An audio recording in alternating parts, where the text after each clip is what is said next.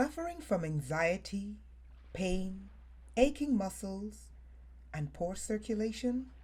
A simple bath can fix this. Our herbal bath formula is known to correct these issues.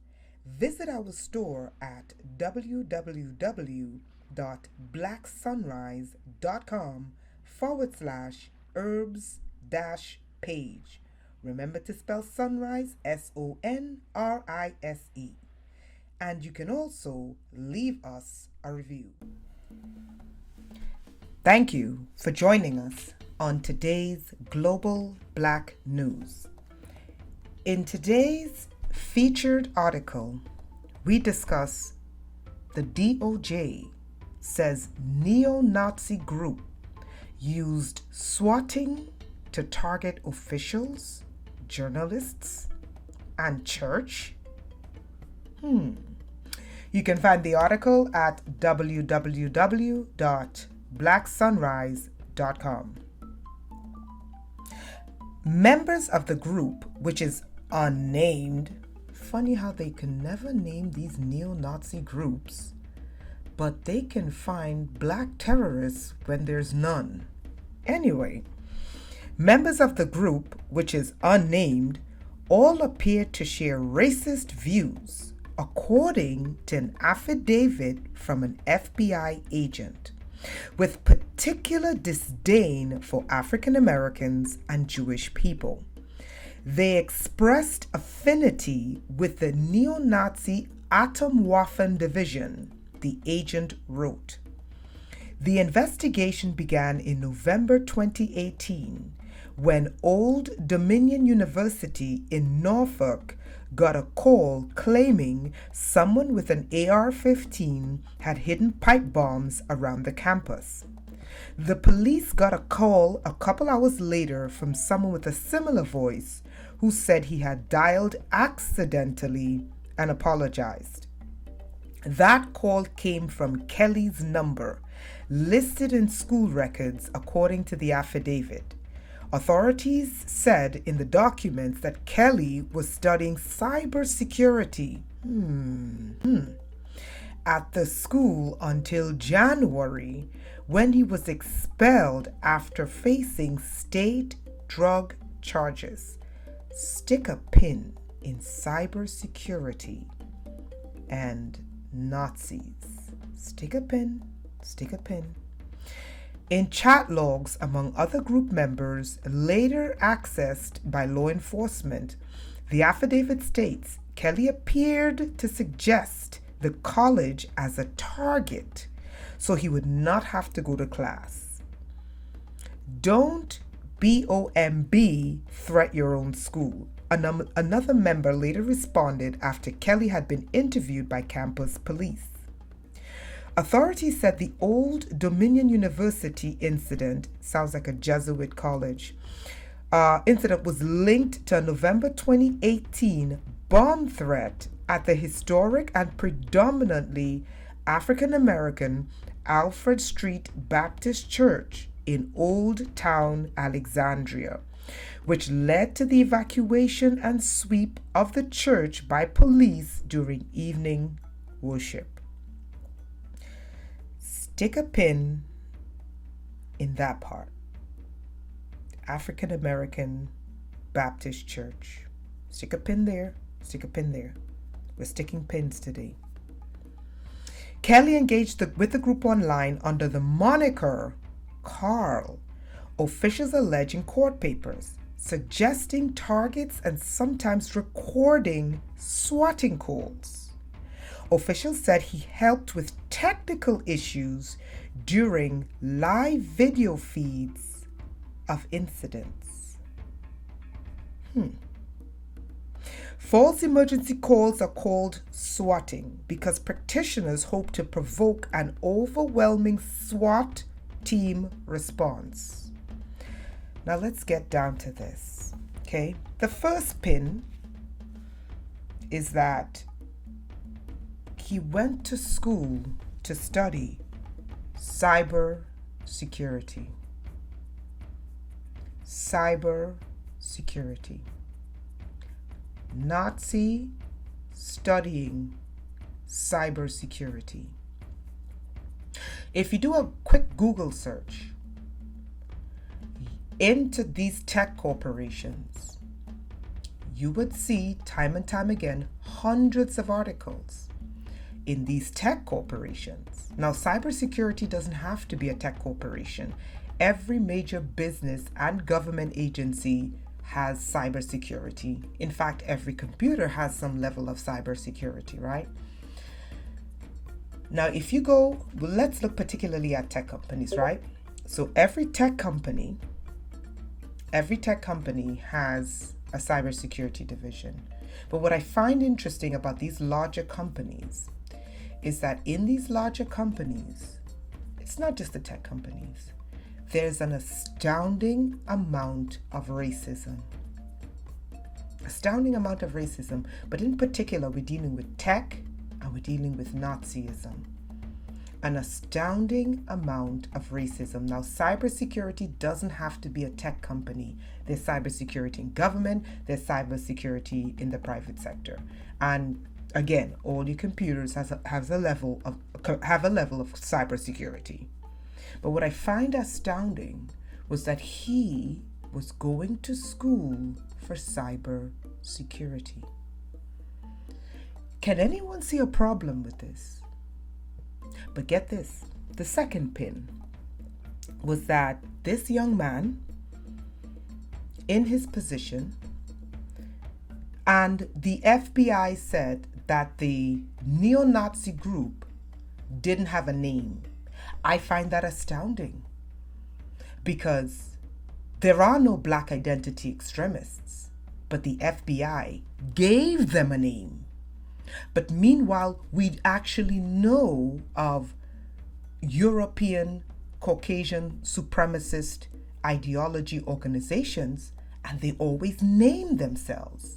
But in this instance, the FBI says they don't have a name. I guess no name, no arrests. Okay? What's peculiar, okay, is that they targeted an African American church. They targeted an African American church, but get this. This Nazi went to Old Dominion University. Dominion, by the word Dominion, I already know it's either a Catholic school or it's a Protestant branch. Okay, Protestant means non-Catholic. There's three types of Christianity. There's your Orthodoxy, which is the oldest. There is your Catholic branch, which is the universal, and then there's the Protestant branches. That is from Martin Luther when he broke away from the Catholic Church to create, and as a protest, and where you get the word Protestant. So all your charismatic churches, your charismatic Christianity, your Latter-day Saints, your Mormonism, all of these branches fall under the other branch, non-Catholic branch, and non-Orthodoxy.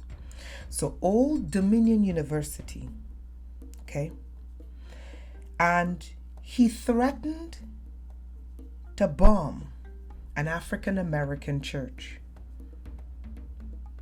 which was doing their Sunday worship. And what I find astounding about this article, okay, is that Kelly, this is what the article says. This is a major pin.